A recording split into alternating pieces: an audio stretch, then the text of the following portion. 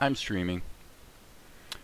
It's going to be interesting to see what happens today because OBS had a hot fix. See what happens today. Okay, so OBS had a hot fix, and presumably that means we're going to get better performance, maybe. Hopefully. So what's new?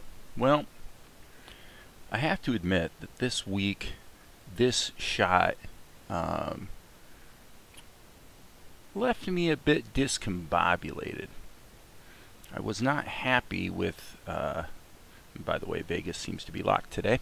I wasn't happy with her face, and I had said this probably a couple weeks ago. I'd mentioned that it was going to have to be changed, fixed, updated, whatever, and just kind of fighting around the tools was a little frustrating. I was trying to use the vector levels for the eyebrows and actually use the tire pump tool to sort of inflate the vector so that you could use just a single line to do like an eyebrow or something like that. But I have to say that for a couple days there I got a little discombobulated, a little bogged down in the process to where it was not really proving to be as fun. And I stepped back and really thought about that because the first sequence of 1,000 frames seems like it was pretty fun. Things hummed right along. And this sequence has been tougher. Now, granted, there's a big reason why it's tougher, and that is that there's a camera move baked into the art. So as you can see here, we have this camera move. And it goes on and on. There's another camera move, and that's all baked into the pencil art. So that means that kind of for the most part we're thinking in terms of a flat grid of outlines that we're then turning around and filling in, and not even in layers theoretically, since the camera move's baked in there. And the problem is in practice you wind up having to change things, fix things, and make them look better, patch things. And of course I struggled a great deal with the ink lines, which were created in Blender and proved to have a lot of holes in them. So anyway, what are we with that introduction? Here's what I did with Akari's eyes. Basically what made things start going better this week was I feel I had gotten a little too hung up on trying to do things through the schematic view. Earlier I was very liberal with sub-X sheets because it makes sense to me in my head in the way that you sort of group things. So I kind of went back to that approach, and I turned Akari alone into her own sub-X sheet, and things immediately started to go better. Because if you're working in a sub-X sheet, you know, here I still have what, a dozen, well, not a dozen, but I probably have 10 levels, but it's manageable. Trying to keep it all in a single X sheet just gets to be pretty clunky. And so here you do have quite a lot of patching going on. I've got this level here that's just for patches actually. So if I rewind it, and so what made this easier? Well, okay, I don't want that to keep going forever, do I? No. I want it to stop right here. Okay, what helped a lot was breaking it into pieces, using the right tool for the job. And so, for example, here, the whites of her eyes and the irises are on a separate level from the rest of her face, and that allows me to do what you see here, where we can simply animate the face over top of the irises, and then just animate the irises with the animate tool, because I didn't really want to draw this sort of mess, 50 times. Okay, and doing it that way allowed me to put the reflection in her eyes so that it's fixed. Her eye moves under it, you know, stuff like that. So I'm just getting real liberal with my levels in order to have a manageable workflow that both makes sense and also is fun to do. So one of the interesting things about working this way is you will have patches. There's going to be a lot of patching going on. If I turn off this layer right here, this level, you can see it turns into quite a mess. Okay?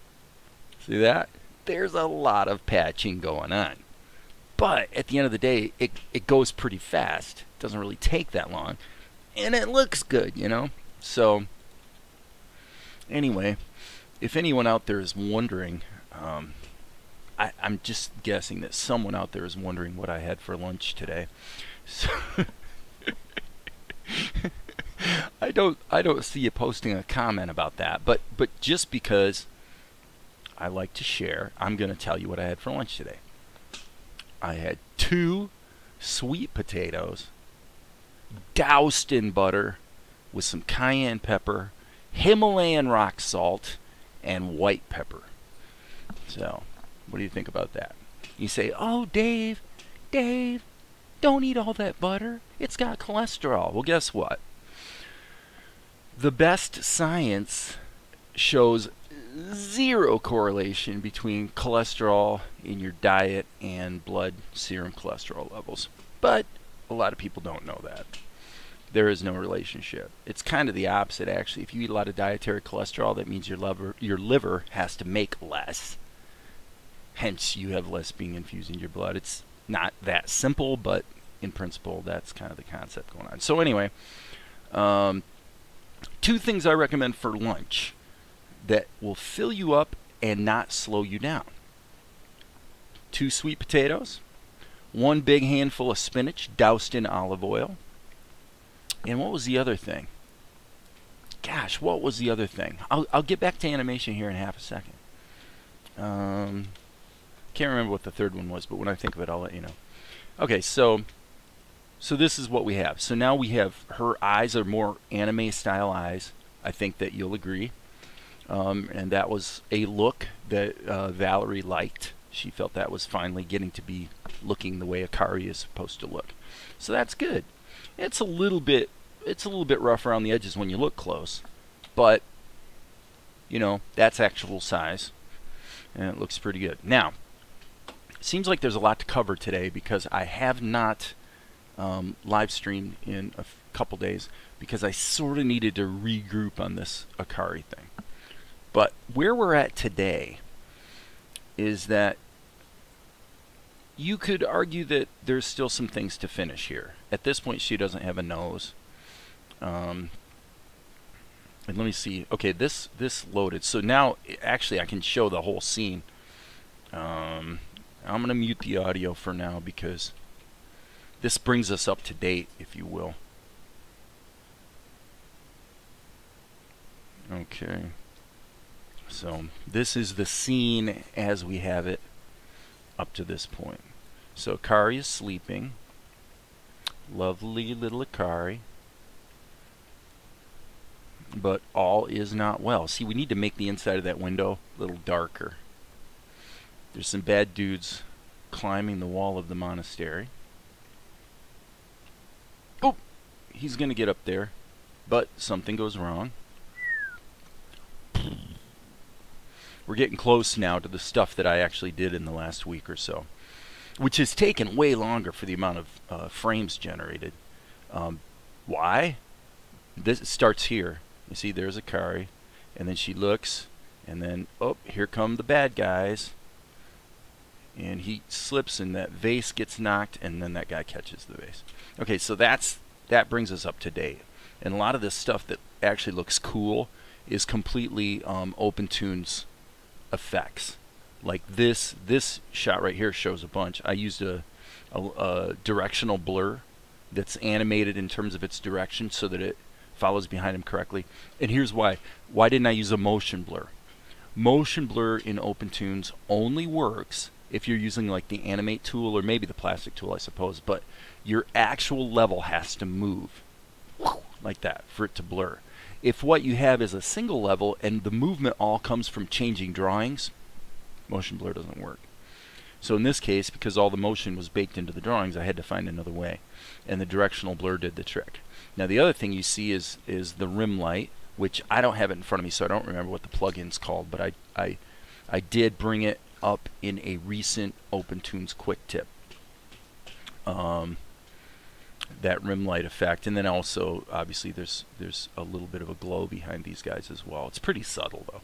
So anyway, that brings us up to date on the overall scene as it's progressing. Clean project media, save that. Hopefully that'll load up a little quicker next time. Okay, so that brings us up to where we are today. Now you could argue, well, Dave, aren't you going to finish Kari up? You got to give her a nose. You got to make her mouth so that it moves when she moves. As you can see, it just kind of decided to, look at this, stay behind. So that's not good.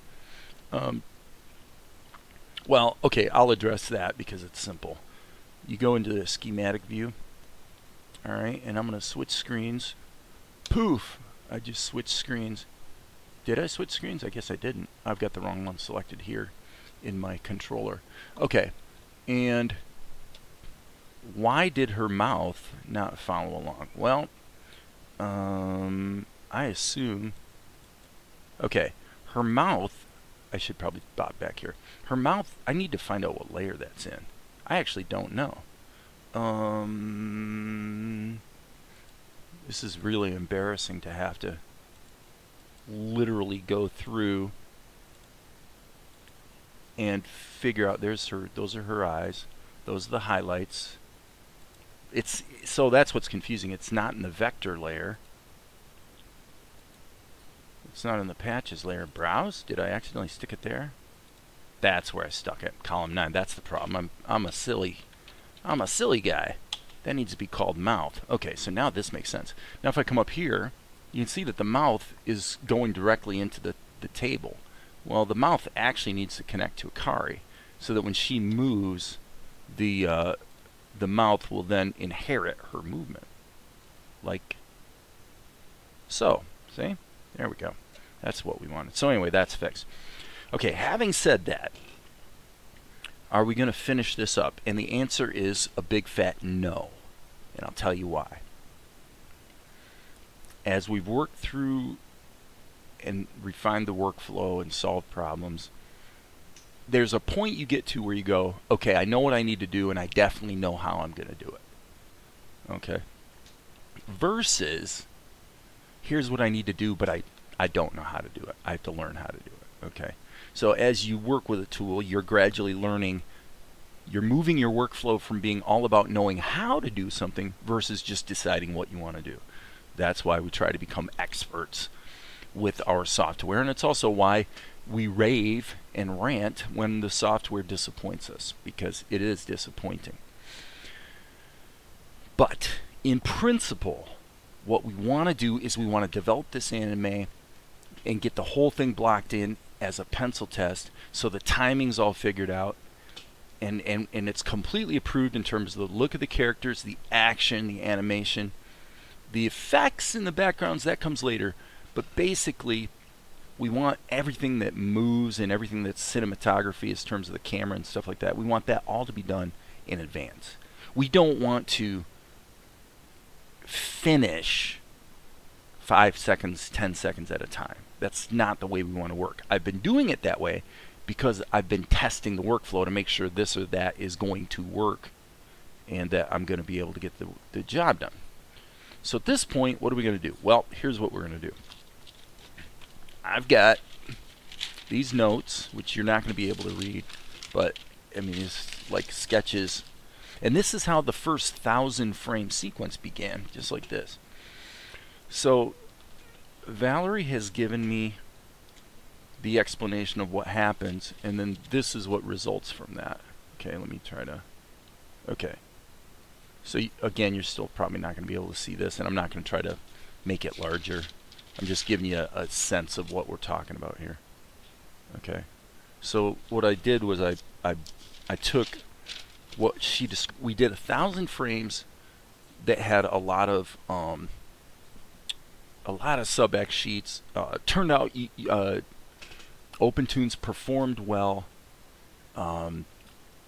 all in all, it was a good experience. The second little batch of frames, which we're doing right now, is about, well, when it's all said and done, 318 frames, was tougher. And it was tougher because I did the inking in Blender, and not only that, but also that inking had a lot of a camera move baked into it. So it's just been really challenging.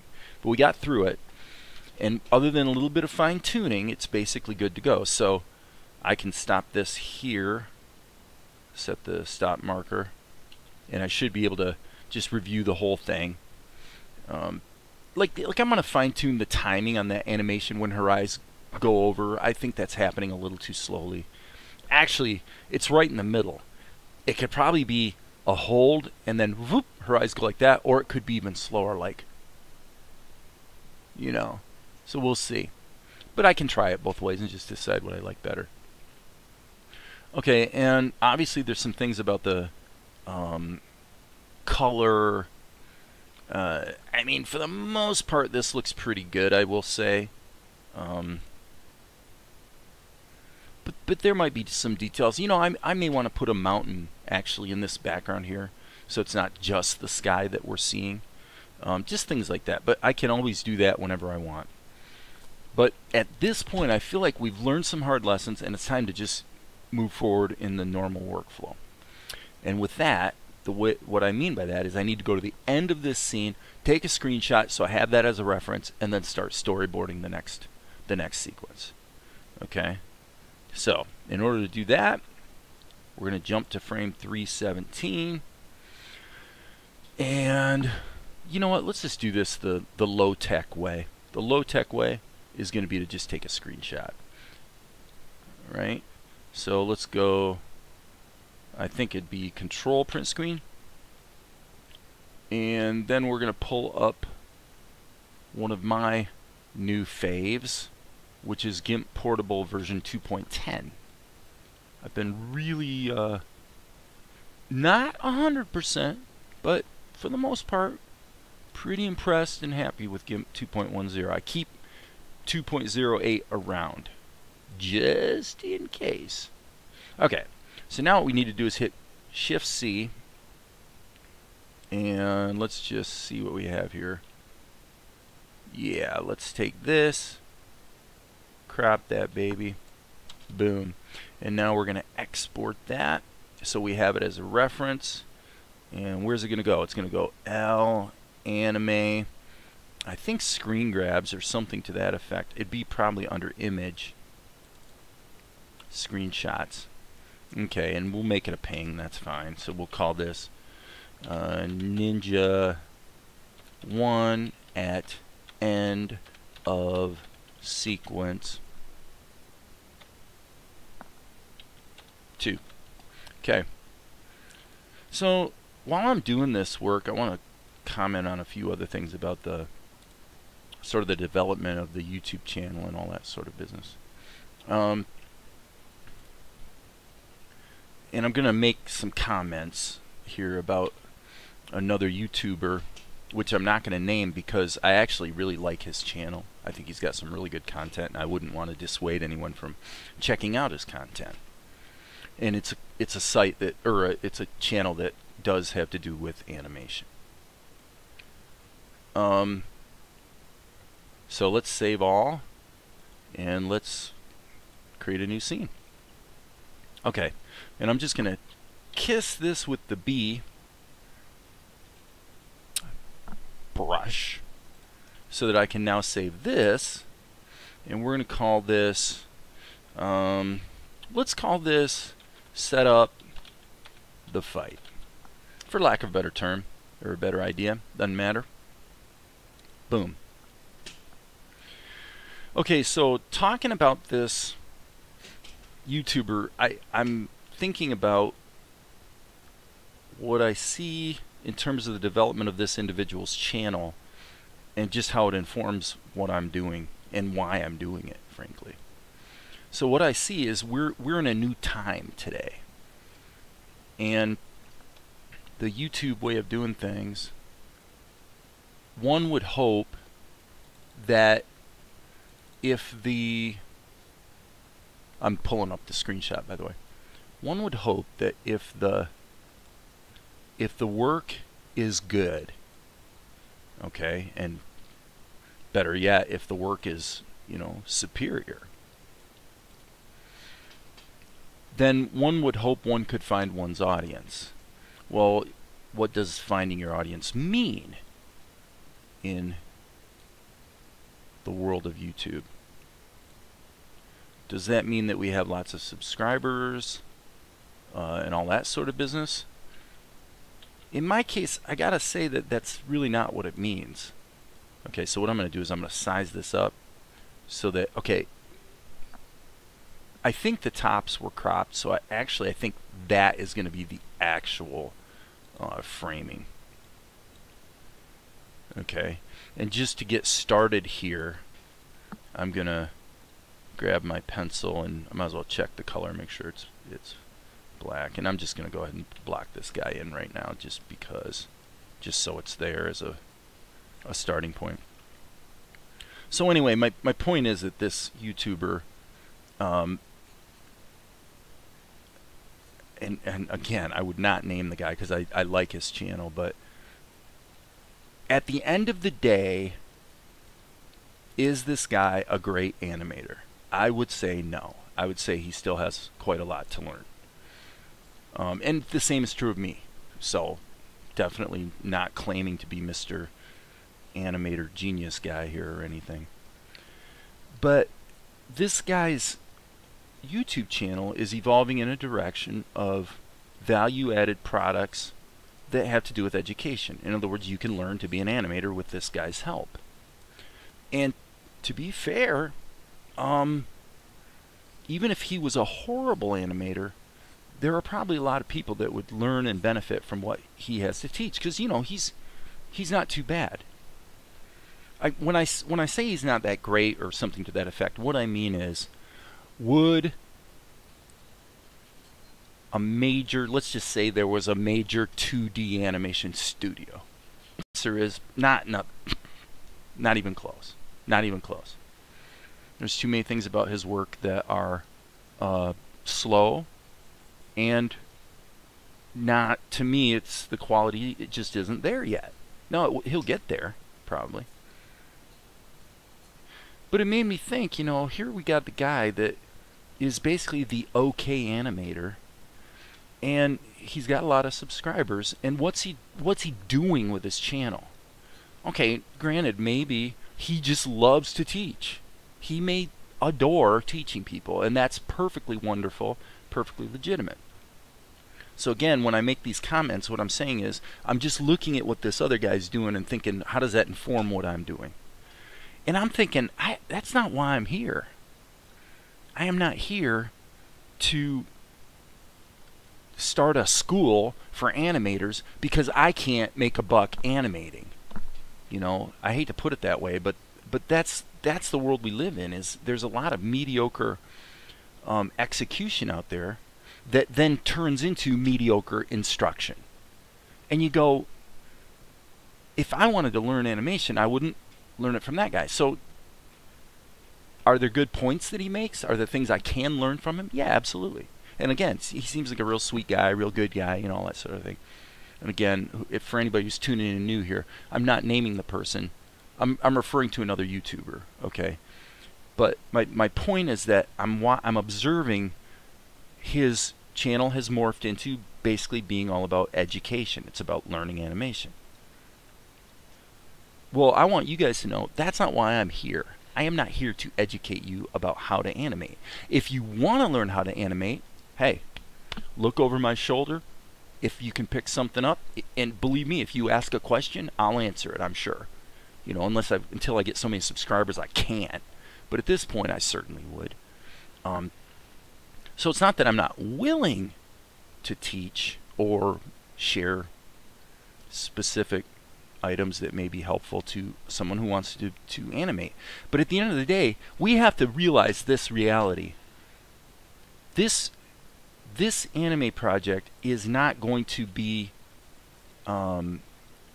it cannot be successful just from people who are either into creating animation or people who are really fanatical about a given animation tool. Like I know there's people that are like Blender people that are here that probably wish maybe that I was doing this in Blender right now, and especially Blender 2.8 instead of OpenTunes. Well, I kind of want to be like Linus Torvalds, you know, where I want to be the pragmatic guy. And see, I really do have Blender 2.8 on my machine, and it's fine. It's got some really cool things going on. Okay, but anyway, so my point is that the guys, sorry about that. It would appear that the OBS hotfix has not kept it from pooping out every once in a while. So sorry about that. So what I was saying is that the ultimate audience for this anime is going to be, and by the way, I need to go ahead and delete these frames. I only needed it for reference for the first shot. So so who's gonna, if this anime catches some traction, how is this going to happen?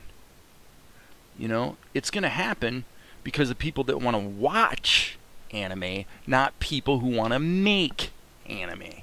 So if we can help people who want to make anime, and you know, who knows, maybe some people out there will get involved with the project in some way, shape, or form. That's fine. We can explore that. But how do you go from what I'm doing today to actually having some traction in terms of an audience for a show? Well, I think first and foremost, the show's got to be good. You know, it has to actually be undeniable. It has to be good enough that you go, whoa, hey, what's that going on over there, you know? Okay, so now what we've got is we've got this. We've got this storyboard, and as one might expect, some of the frames are flipped. But I'm going to... Okay, here's what I'm going to do. I am going to hit the A key, and what I'm going to do is I'm going to try as much as possible to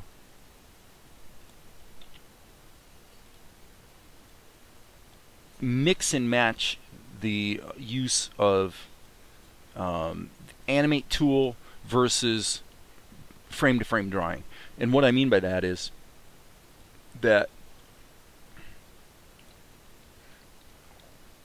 hang on, I want to get this in place first. Okay, so I'm trying to cover too many things at once. What I want to do is get all the keyframes in here. Okay, so as we do that, certain problems are going to emerge. Now, at this stage of the game, being that it's a pencil test, everything can be in the same layer. I don't care about backgrounds. All I care about is the acting, the characters. Okay, so the first thing I want to do here, since I'm using the animate tool to pan over, is I want to expand this canvas. Alright? And this is something that we noticed the other day, that canvas sizes is always grayed out unless you go like this, mouse over it and hit up and down and then go to level, and their canvas size is no longer grayed out. Okay, so as I'm looking at the storyboard, I think that all I need to do is make it a little bit wider. So let's just go ahead and make it, let's just go 2500. I'm going to want his movement to be independent of this camera move that I just did. Okay. So, okay, what just happened? That's interesting. For some reason, okay, so this is definitely interesting. There's my, I click on the drawing and it shows me nothing. I click here, it shows me the background image but not the drawing. When OpenTunes behaves like this, normally that means save all and quit and restart it. And what happened when I reopened the scene, the scaling of this background image is completely out of whack. And I think I got to remember now what the answer was. It has to do with the level settings. and the DPI is listed as none. So let's just tell it to use the camera DPI. Okay, I mean that doesn't really seem to have sized it correctly. Let's take a wild stab and just see what happens if we say, what would it be?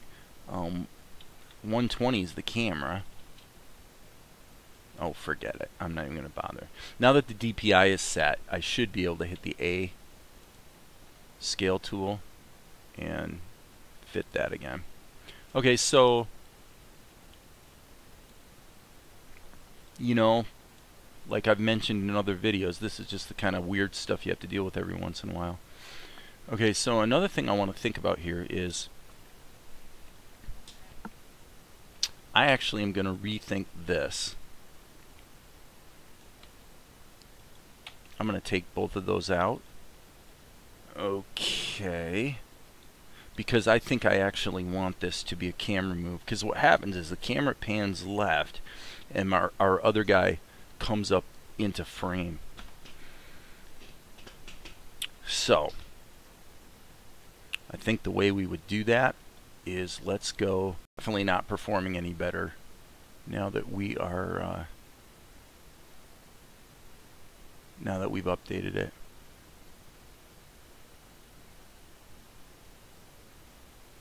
Right. Yeah, I don't like Clip Studio because there's really no concept of as far as I know, there's no concept of parenting or keyframe interpolation. Yeah.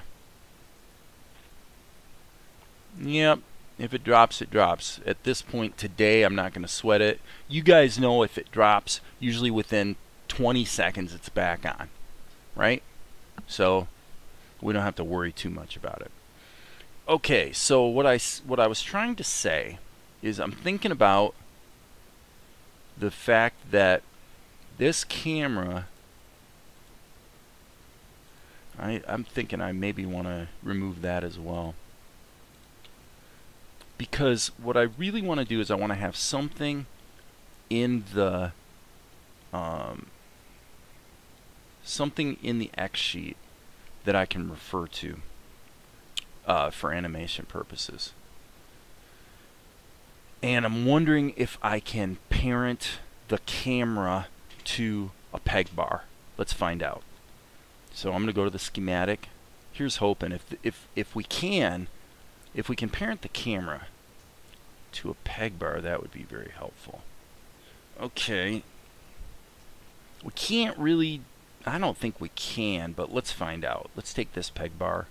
Let's see if it'll even marry up to it. Okay, it will. Okay. So now let's take the peg bar, and just out of curiosity, can a peg bar, no, okay, a peg bar cannot be parented to a column.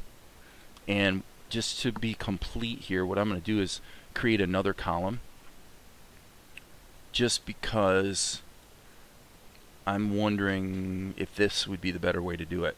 If I use this as a column, if I use this as a controller, let's call this cam control, C-A-M-C-T-L. Okay, let's just see if this works. So let's parent the camera to that. That does work. Okay, then I don't think I need this peg bar. So now what should happen is if I animate this column, the camera should follow.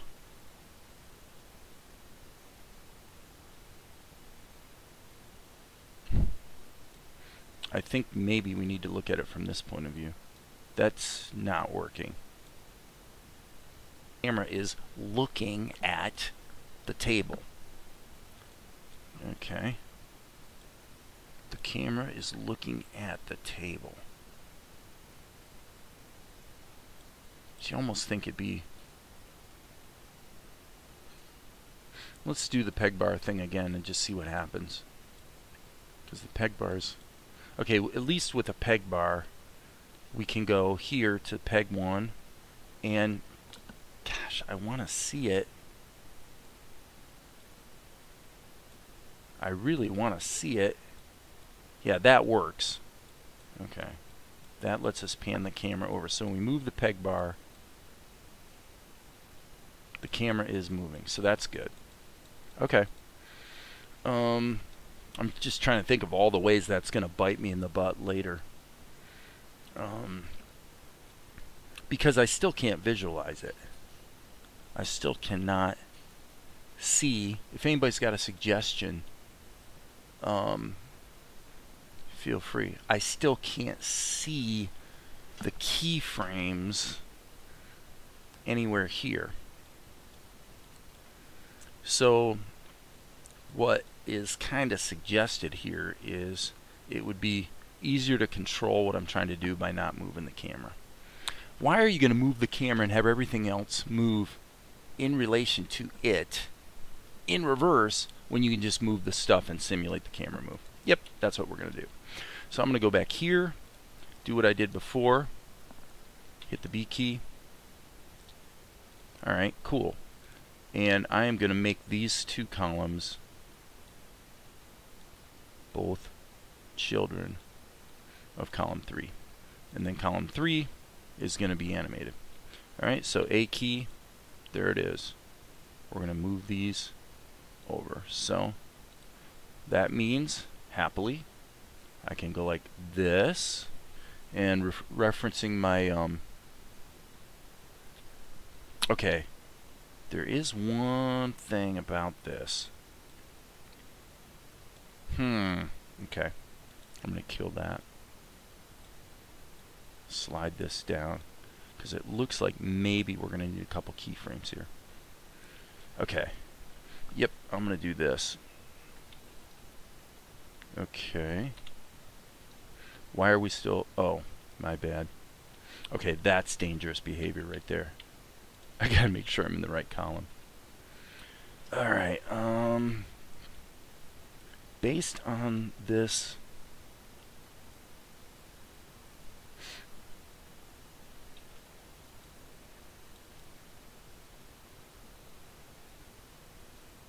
Yep, I'm going to do it like that. I'm going to come here, and I'm going to make this canvas bigger again. Resize that. Okay. Alright, because what I actually want here is a keyframe that slightly changes the angle. So I'm going to hit the B key, and we'll turn on the onion. Okay. And got the wrong brush there.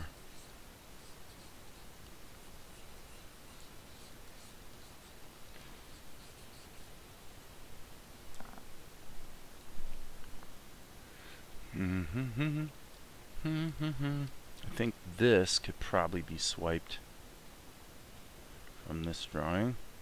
And again, weirdness. For some reason, OpenTunes really has no desire to show me that drawing. So I'm just wondering if there's some drawing management bugaboo that gets introduced when you resize your canvas. Okay, so basically the reason I'm doing this is that in the storyboard it changes to basically this kind of point of view. In other words, the camera comes up a bit and is now looking down on the guy. So what I'm going to do is I'm going to go ahead and go like this. Okay, and then I'm going to put a second key in the middle. And hey, if I change my mind, I can always delete it. But what I want to do is I want to get, let's just map this now. Let's get his chin from here to here. Okay, that works. The curve of his head from here to here. Okay, it's still basically an oval, but what's going to change is it's going to go from, okay, darn it, I need to not go up and down, but rather, in other words, not use the up and down arrows, but rather use the comma and period, so it goes from drawing to drawing, not frame to frame. You can see there, it's jumping 2 frames. It's just going to toggle between the drawings. Okay, so what we want to do is say here, his headband's going to be curved that way. Here, his headband's curved more or less that way. So this is going to be kind of sort of in between the two, right? Okay, I'm going to put that there. Put that there, because that's that there. Okay. Which would mean... Okay, one question that comes to mind, does his eyes show a sense of relief?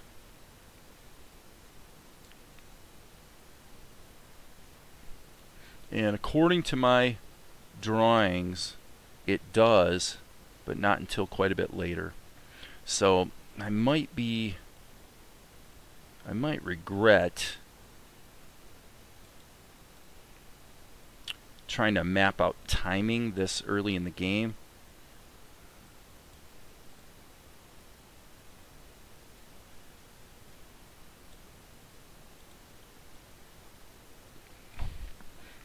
It's a dance we do.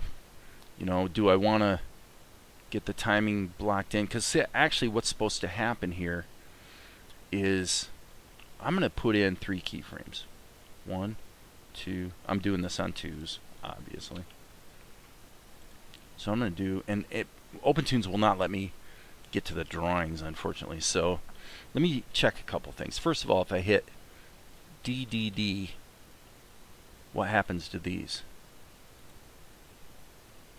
Yep. Nope. Yep. Did it screw it up? It did. It's just weird. It screwed up this one. It screwed up the second one, but not the first one. Okay. So, again, this is just weird behavior. And I can't look at the pictures. So, once again, save your work, kill OpenTunes, and reopen it. Really, really disappointing, some of the bugs that exist, but I cannot say that they are deal buster, makes the software unusable kinds of issues. They're really not. You see what I'm saying? OpenTunes just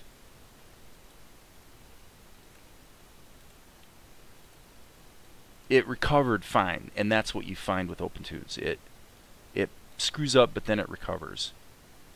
Okay, now it deleted the last image, so the term grr comes to mind. Okay, and I guess all this stuff downstream we can just delete for now. Okay, so why did I do that? Well, what I was trying to do was give myself 1, 2, let's see, yeah, 1, 2, 3. I'm going to take these 3 frames, and I want to renumber these on 2s. Okay, which means, of course, I need to slide that up. And I can already see a problem. Okay, yet another problem. Now, OpenTunes doesn't want to show me my... okay. It just moved it. It moved it. Okay. I'm not going to argue. Okay, so the purpose of these 2 frames is to change his expression. So what I'm going to do is go here, and I'm going to erase his eyes. Alright, going to go to the next shot and erase his eyes some more. I think that this is probably the landing pose, so I'm going to kind of go like this. I like that. Okay, so now we got to have an intermediate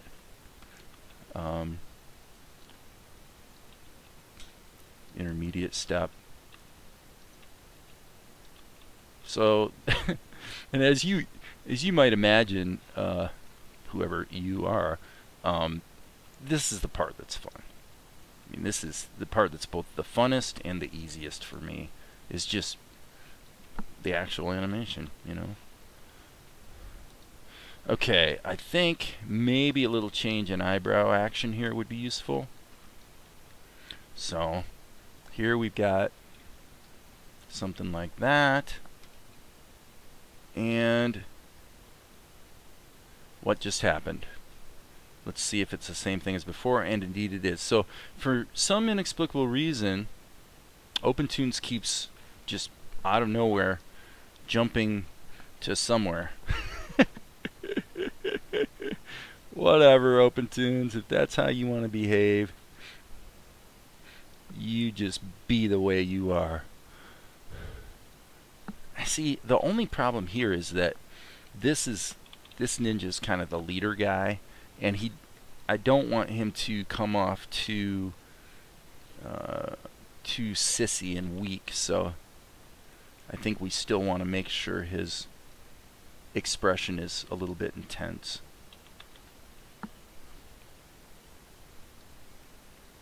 As opposed to pure relief. Okay, so now the question becomes, I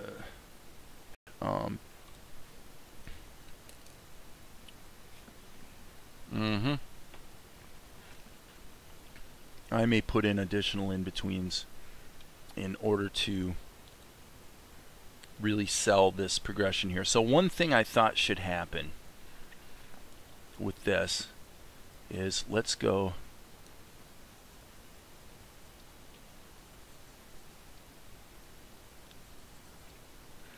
okay, and then I'm going to do the same thing over here. Okay, I actually literally don't know if this is going to work, but what I'm thinking is, as he feels relieved, maybe his shoulders would kind of fall, and I'm going to do a similar thing with his ponytail, by the way, as well. Okay, and that needs to be erased. So that kind of works, I think. Let's find out. And I'm going to just turn this reference off now. Boom. Okay, that doesn't work. That does not work. Okay, so it was an interesting thing to try. It could work, but it's going to require a little bit more modification. And his entire body's going to have to move, actually. So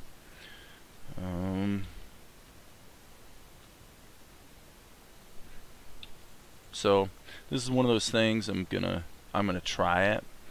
I'm not 100% sure if it's gonna work, but it seems to me that if we're gonna go this route, then we want to use the S key to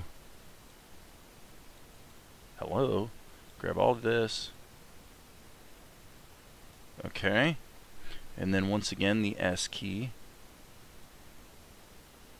because actually I don't want this to go down. We can patch it up a bit here. So I think really what we want to do is use the freehand selection tool. So let's select. Okay, so now we can take this, and that's the third keyframe. So here's hoping. Let's turn the onion skins off. Yes! That's what I wanted. Okay, so now there's another thing that's got to change. Is this. I guess I'll put one onion skin behind me. So this is cool, man. I'm getting this figured out. And I'm going to go ahead and erase that whole thing. So I'm saying that as he relaxes, something like that's going to happen. Now, in the real world, would that happen? No. It's kind of stupid, actually. But will it look kind of sort of right in an animation? I think so.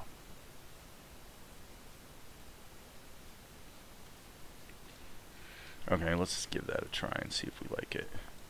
Boom, boom. Yeah, it's like he's got a tail. But, you know, I'm going to keep that for the moment because I actually think it kind of works. Okay, so now the actual, so he gets relaxed, and then it pans over and we see the other guy. So this shot, we definitely need to have an onion skin behind us so that we can get these arcs correct. So probably the first Most obvious thing would be to just move the skull since it's in the wrong position now that we've made those other changes. Okay, so that's fine. So now let's go to the next one, and same kind of situation. All right. So that curve. Okay, let me check this.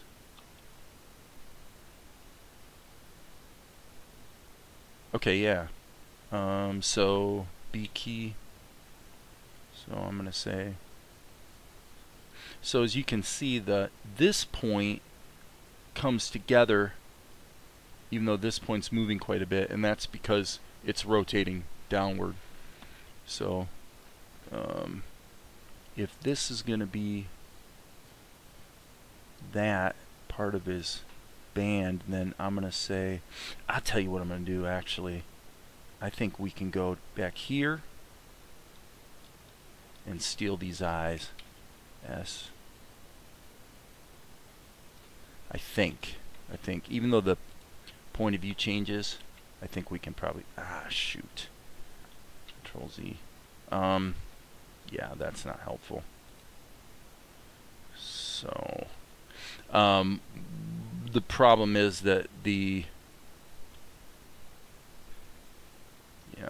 that is so screwed up. Wow. Well, and that's just an example of where OpenTunes, as far as the software development goes, that's just a really obvious thing that I would think anyone would want. If you cut and paste an object from here to here, the minute it pastes in, you want to be able to actually do something with it. You don't want the pixels to be inexorably blended to the pixels that were already in that page. It's, I can't even imagine why you would ever want that behavior.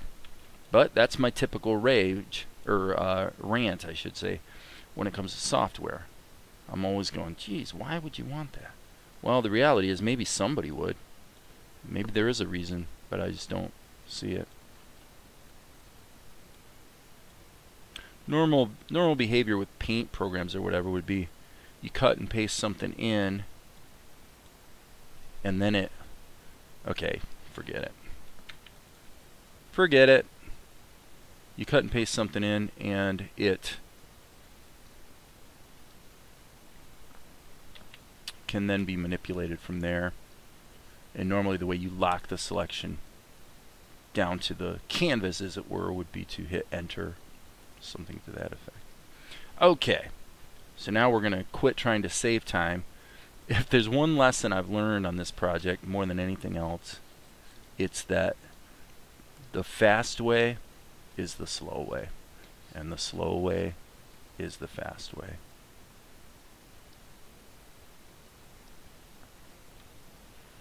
Okay, so this is going to be like so.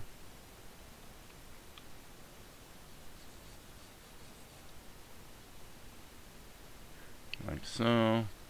I don't even know where his eyes are supposed to go. I'm going to turn these onion skins off. I don't know about you, but what I've been finding for the most part is onion skins are they're a bit of a mixed bag. They're almost all they're usually more harm than good. What's useful is doing this. Just toggling between frames.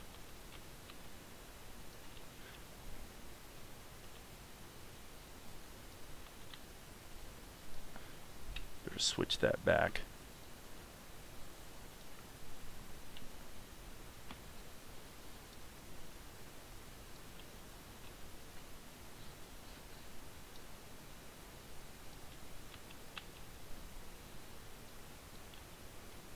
Okay. So I made a little bit of a creative decision on the eyes to lock them to the eyelids, unlike the previous frames, and I don't think it worked. Okay, so here we've got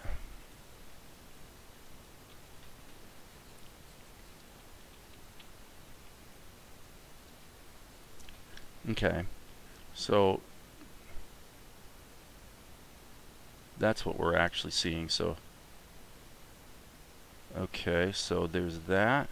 Alright, so there's definitely some fixing to do. What I'm going to do is I'm going to go to File Preferences, and I'm going to turn off Use X Sheet as Animation Sheet temporarily, because I'm going to want to just I'm going to want to change these drawings. Like right here, I don't want to have to go back to here to change it, because I want to accommodate that camera move. So that means I need to basically be able to draw into this frame without it inserting a new keyframe, right? Okay, so let's just zoom in and let's really start getting picky.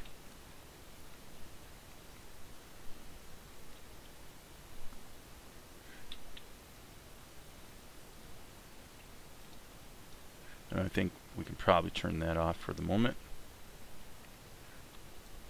Whoops, didn't mean to do that.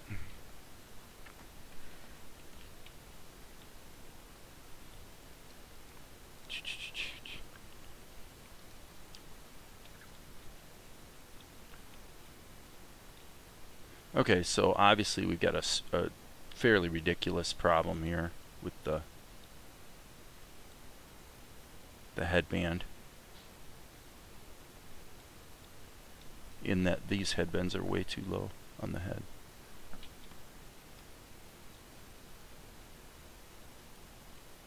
And if that headband's way too low on the head, then I'm going to presume that probably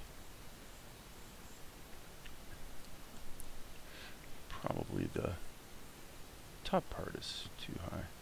Okay, so careful there, Junior. Let's make sure that's where it needs to be. Okay. Hello.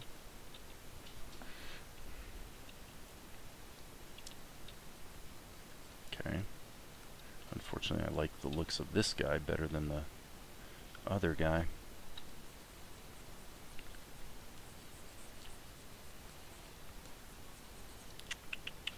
So again, we were going to fix that. This is kind of an example where I may have done better to use the plastic tool to deform the guy.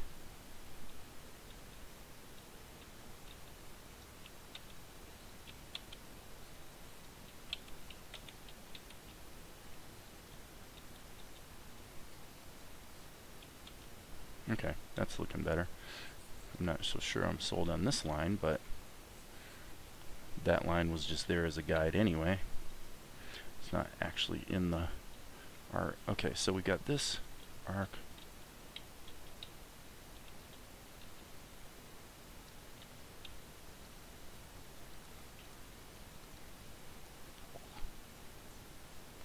Is that what it would do?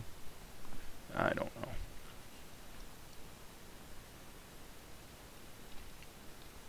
Alright, so let's look at what actually happens. Ah, relief. Okay, and this is definitely going to be tricky. This I'm going to need the onion skin for. Okay. And I actually need to see at both points of view. So this is the intermediate step. Okay. So we're going from here to here, so let's just split the difference. What I'm doing here is I'm going from the known to the unknown. I know this is the lip, so let's put a lip there. Lip, lip. Okay, so this is going from this curve to straight across here, so let's just say we'll split the difference, and that should suggest an oval, something like that. Okay, so now we're going to have this whole lip of the vase. 2, 3. Okay. So now theoretically, this is probably one of the hardest things to do, drawing something like this where it's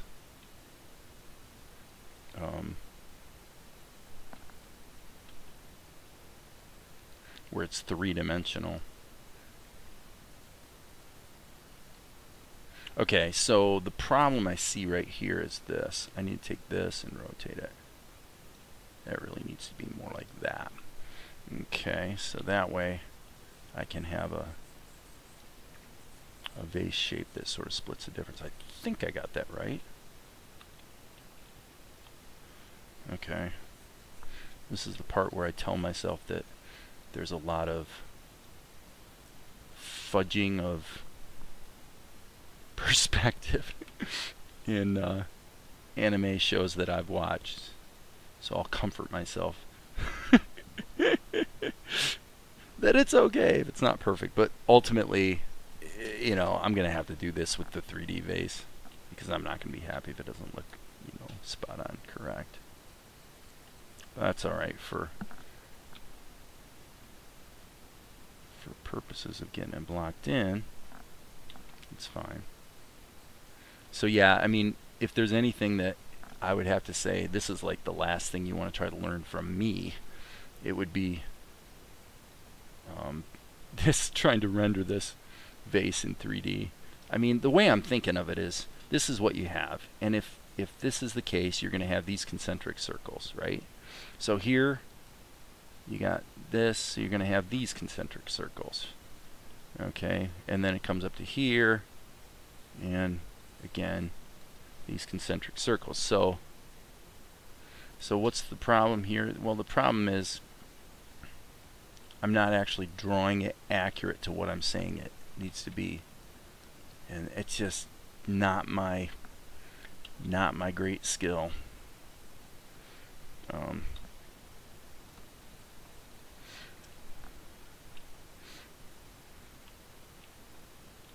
Yeah, to me it looks, frankly, folks, that looks so far beyond stupid to me that it's I'm embarrassed to even have you seeing me doing this, because it's just stupid. It looks stupid. Alright, so if we got this, and we're going to have, okay, that's, I think, an improvement. Okay, obviously right there the vase looks, I mean, what this looks like is a bit silly, isn't it? It's, this is actually going to have to be sheared, if you can believe that.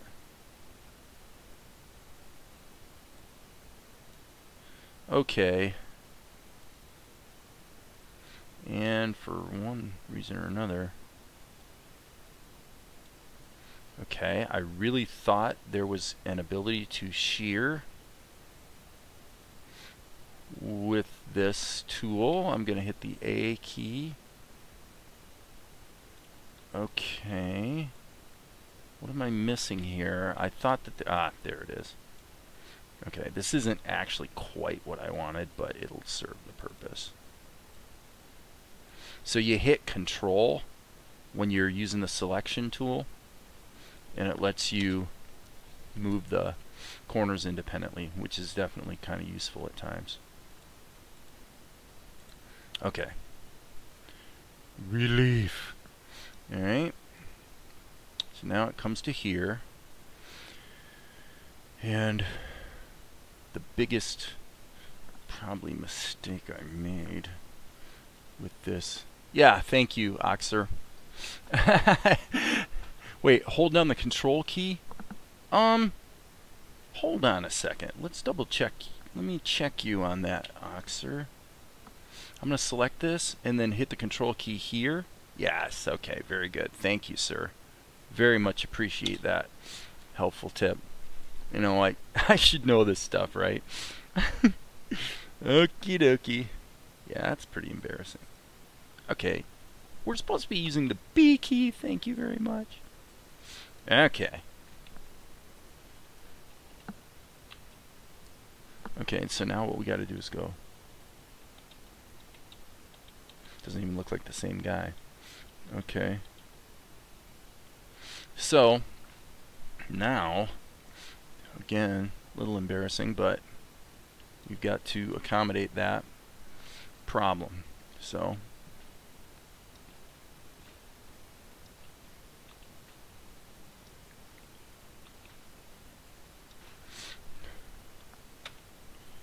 alright.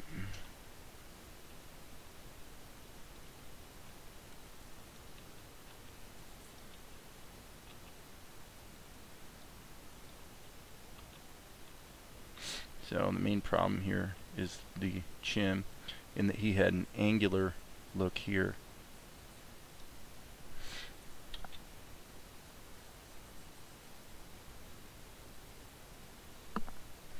In the previous key, and frankly we're not allowed to like go just changing the way our characters look for no good reason.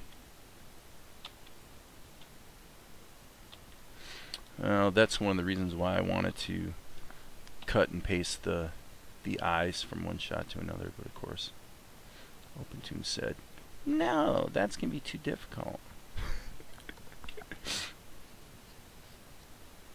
Okay.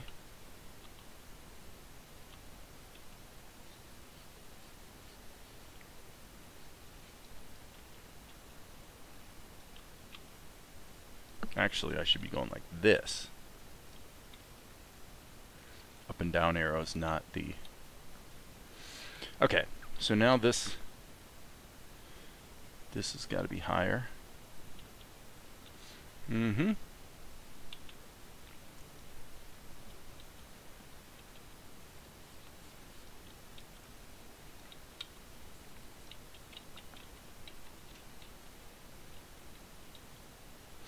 Mm-hmm.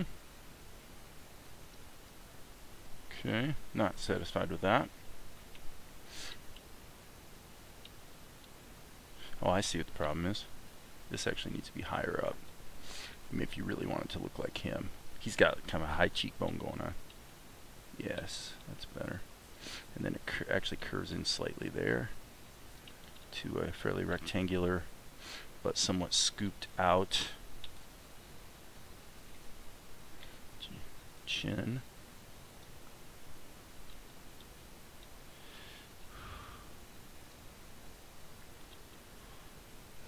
Okay, so this is obviously pretty boogered up as well.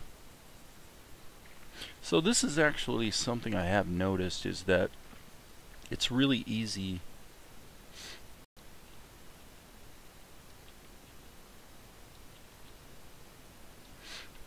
so, and you're seeing it, you know, winding up with proportions that are wrong. Okay, so now we need to go from here to here.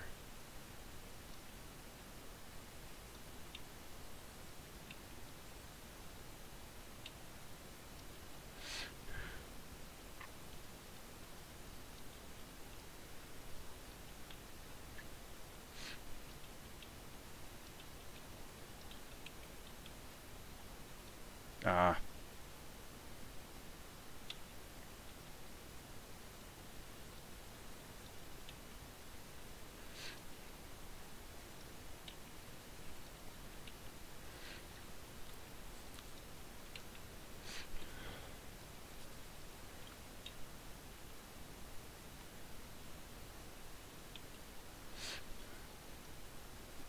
Okay, we would see his other hand at that point. Alright, let's do a little erasing. Sorry about the sniffing, guys. It's definitely allergy season kicking in here. Okay, this is definitely looking a little bit better.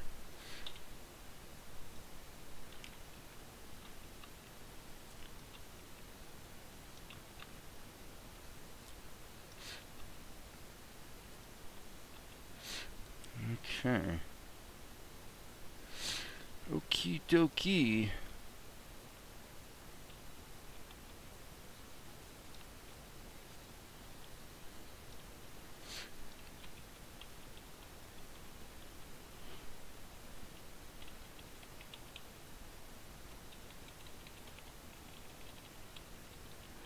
Okay, that actually... Okay, I actually made that angle too much.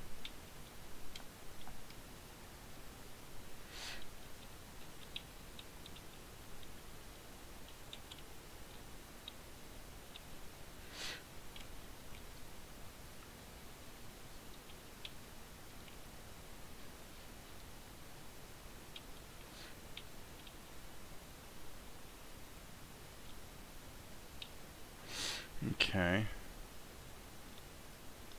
I don't like that. Okay, what's it doing? Invariably, if you, this is the problem with getting in the zone. This is what just happened. I got in the zone, and I swear it is like a law of the jungle. If you finally can just relax and get in the zone, your software will blow up. It's like it always happens. Unbelievable. So how much work did I lose? Well, it auto-saved a very short time ago, so I think we're probably okay.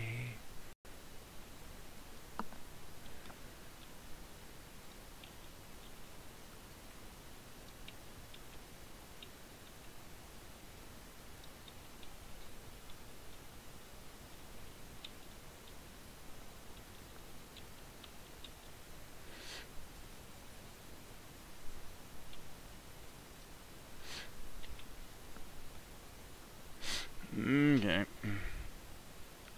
So now the question, the reasonable question is, why in the heck would you put in this change of point of view? And the answer is, I don't know. It's probably the dumbest thing I did here. Are we really gaining anything with that change of point of view that clearly is not effective? Nope, I quit. Well, I don't quit, but I'm saying I'm going to skip that. I'm going to actually stick with that picture right there.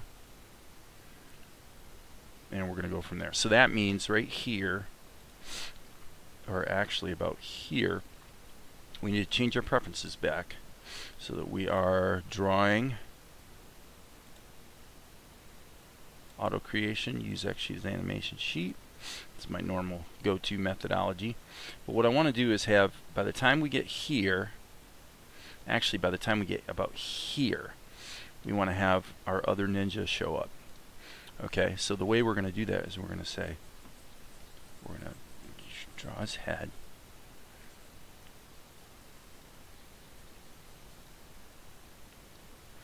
And he's looking at our other guy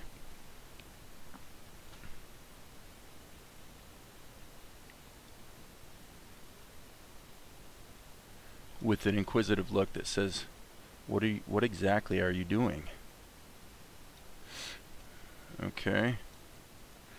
And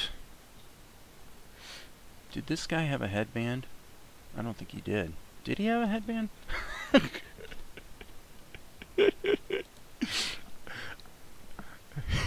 I can't believe I can't remember if the guy has a headband or not. I think he does, but golly, man.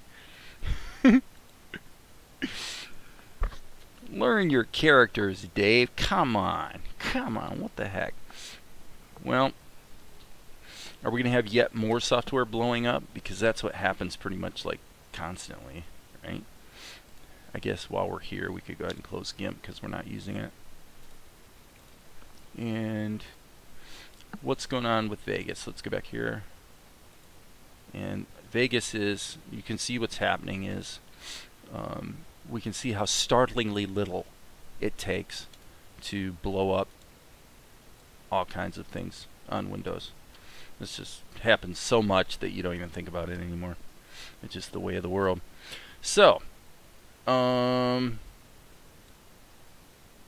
going to open a recent scene file, and I'm going to go to Akari sleeping. We're going to save all here,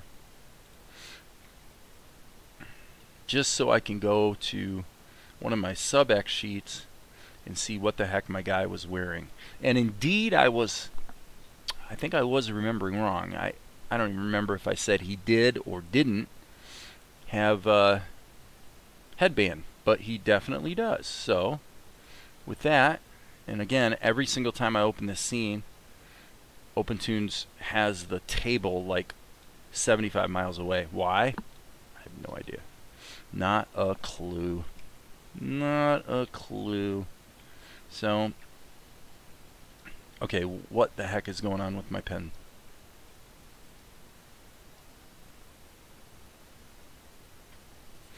Okay. Okay, what is going on here? See that? Oh, good. I love it when OpenTunes does stuff like that. Yep, who knows what's going on? Who knows why?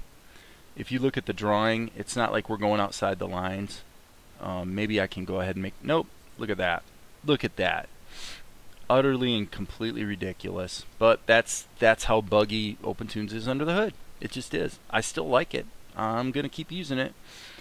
But once again, we have to kill it and reopen it. And hope against hope. Jim P. Animation. So you cut Blender out of your methodology. Isn't timing in OT difficult to insert and retime frames? Yeah. It is hard. If I was going to do it the easiest way possible, I would actually do everything in Vegas, because Vegas has a very smart way of handling ripple editing, which is what we're really talking about here. But again, though, I have to say too, though, with OpenTunes, that I'm sure there's plenty of things about it that I don't yet know how to do. So I'm guessing that maybe I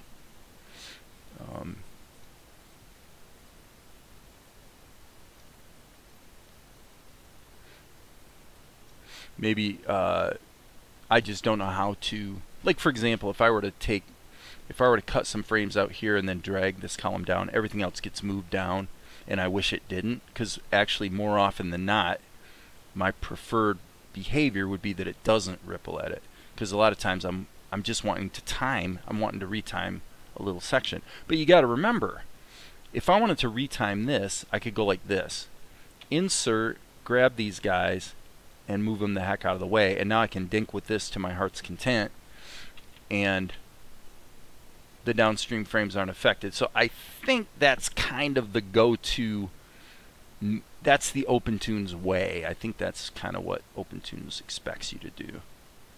Okay, so now this is kind of dangerous. So I'm going to do the same thing I did before. I'm going to hit up and down, and I'm going to go level, canvas size, and I'm going to make this 2500 by 2500, just because I just want it to be so big that there's no way I can bump into a problem. See, now I can draw outside of the lines, which means if I animate this guy using the animate tool, he's gonna, you know, if he, well, you know what's gonna happen. If I move him in, we're not gonna all of a sudden have a bunch of stuff we have to redraw, so that's always nice. Okay, so there's that, and I'm gonna say his costume's kind of be, yeah, kind of like that, you know, something like that. Now I think he had a wrap on his neck, but okay. So now you say, well, Dave, what the heck are you doing? Okay, here's what I'm doing. First thing I'm gonna do is drag this over here. Okay. And the next thing I'm going to do is, let's open the schematic. I have to think about this for a second, because what I really want is kind of an offset situation. So first thing I'm going to do is plug that in there. Okay. Okay. So that's interesting. So that means when this comes to there, yeah, I don't want to plug that in there. Nope. Column 4. Yeah, sorry, my bad. That was a bad decision. Okay. So what we want to do here is hit the A key. A key. Thank you very much. And move that down to there. So when he comes over here, when he gets, actually, honestly, when he gets about there, I'm going to say this guy wants to, let's get the schematic out of here. And let's insert a keyframe. Okay, I see what's going on here. The keyframe icon was hidden. Boop, there it is. Okay, and then let's take this guy and pop him up like that. Okay, so now what happens is, relief. OBS, curse you. Curse you, OBS, for making my life less than stellar. But I'm back on. Okay, so let's see here. Okay, so basically, as you can see, when we get to here, we've got add about, well, we got to add a little. So let's just add a little right now. Okay, so what this guy actually has is he's got these wraps around his hands, and I'm gonna say this guy is not that muscular. So okay, so this is a little problematic. This is way, way, way foreshortened, and I don't know that I'm drawing the foreshortening accurately, so I want to give myself some guidelines.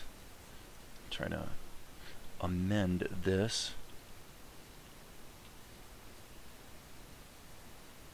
Okay, I think that's going to be okay. So pop up. Okay. Okay, so now the question becomes, let me look at what we got going on here.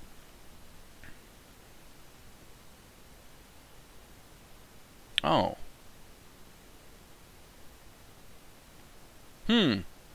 Well, as I'm looking at the storyboard,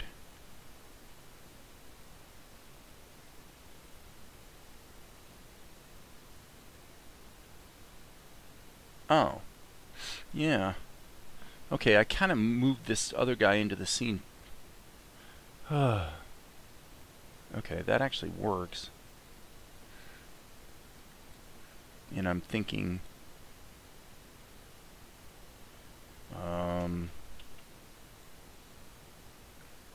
I'm gonna actually put a little wingy ding in here. Yeah, I like that better. Okay, save all. Okay, so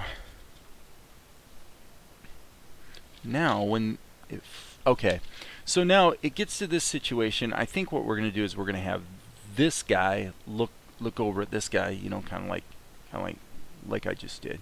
So he's looking at the vase. You're gonna kind of do that, one of those numbers. Okay, and then it's going to switch to a silhouette where we're seeing the guys from behind, and then it'll pull back to reveal. Well, I don't want to tell you what it's going to reveal, but it'll be fun. Okay, so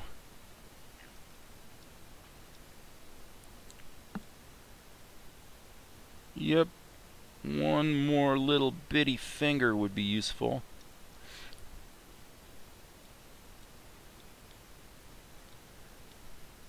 And also, I suppose, a little more vase.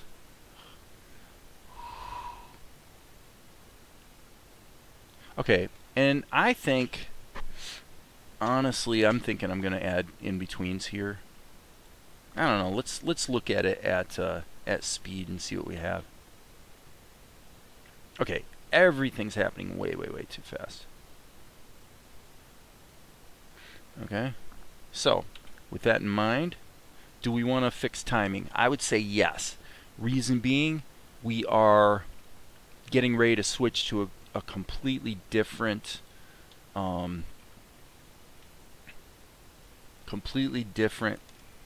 camera shot. So this would be a good time to work out the timing of this shot. Now, Jim, Oxer, anybody?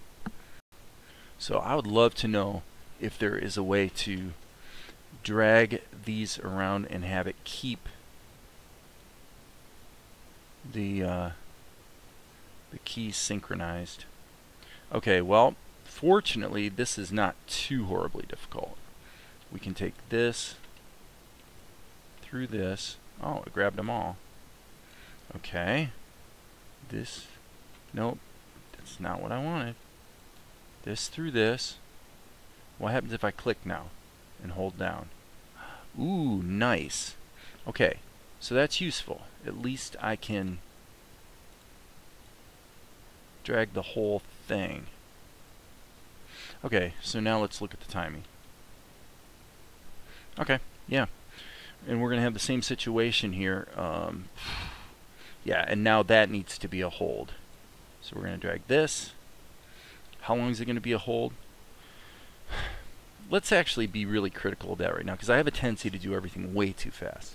I think that's a common animator's characteristic. Here, I didn't hear your question. Yeah, my signal's breaking up a little today. I probably made a mistake in updating OBS. Usually updates harm as much as they help. But, and tell you the truth, Inio-san, I don't remember what the question was. I actually don't remember. Okay, so let's get critical. Yeah, not even close. Okay, so what we see is this has got to be dragged way down. Okay, and we can also see that this batch of keys, fortunately, can just be dragged like that. So it appears, since I wasn't clicked up here, it appears that OpenTunes is kind of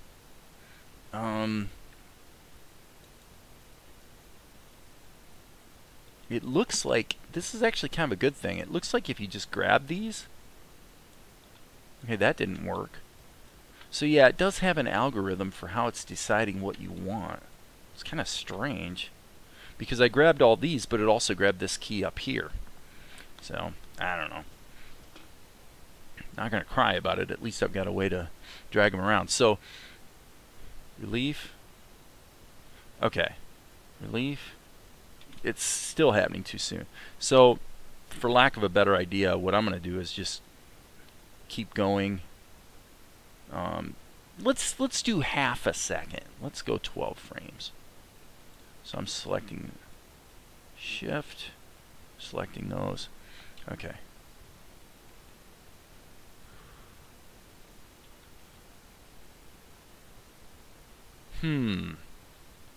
What that makes me think, I really want to dovetail into that motion more.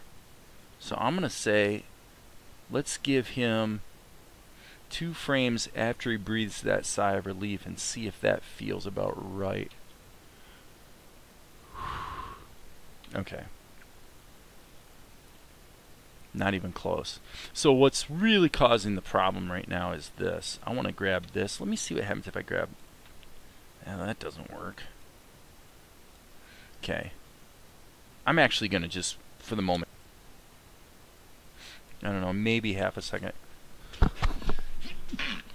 Excuse me, guys, sorry.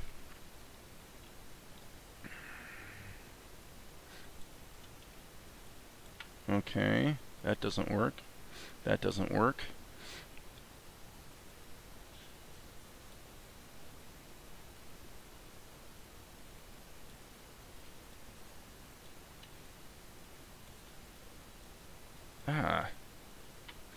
Weird.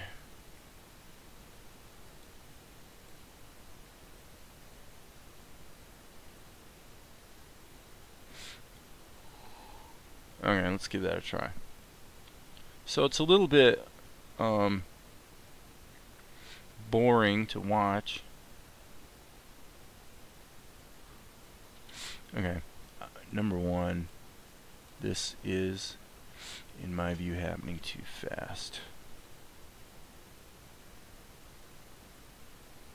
Yes. Okay, but this movement should not be happening right away like that. Okay. So let's take it from here to here.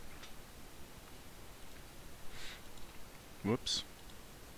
Set auto markers. Feels like that move is happening too soon. So I'm going to just drag this down.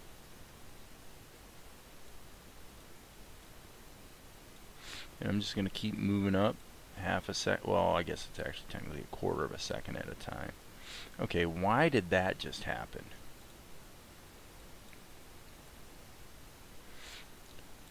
Alright, we'll give that a crack, and unfortunately there's no way to really test this. Okay, that's not bad. That's getting there. Still seems like it's a little too fast, so I'm going to go I'm just going to go ahead and give it another 6 frames of breathing room.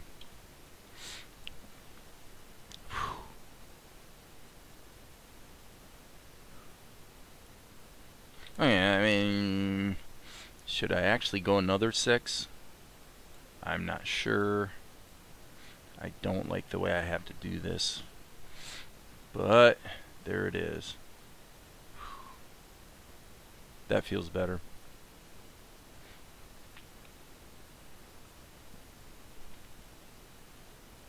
Yeah, well, that's true. I actually have the interpolation set to linear, and I agree with you. I'm kind of not really digging the easing.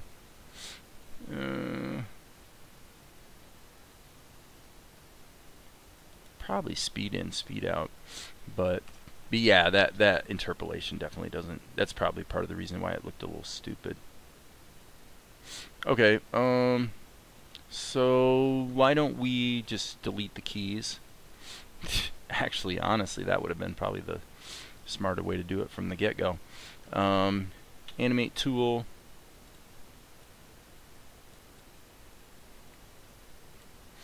And we're going to go 12 frames up.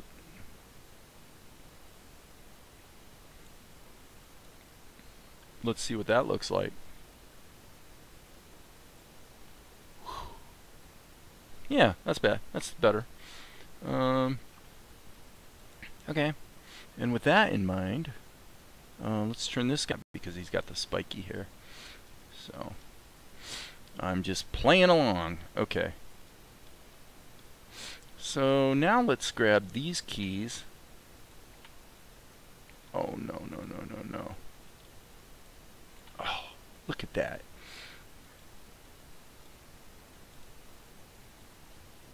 Alright. And that still grabs it. Okay, so this is a good tool gone bad.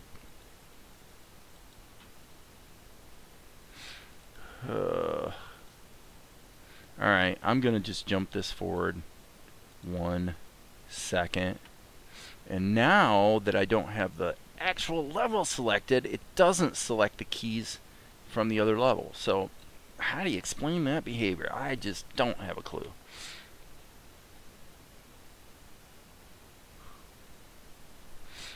Okay. The fact that we can, oops, yeah, the fact that we can see outside. What the heck? Why did it just jump like that? There we go. See, now we can see what's really going to happen. I like that. That's not too bad. Okay. And with that, I'm going to stop. How long has it been? An hour and 41. So I'm going to stop for today and maybe pick up later, but at this point I think at least we're getting this shot blocked in. So anyway, that's it. Talk to you all later.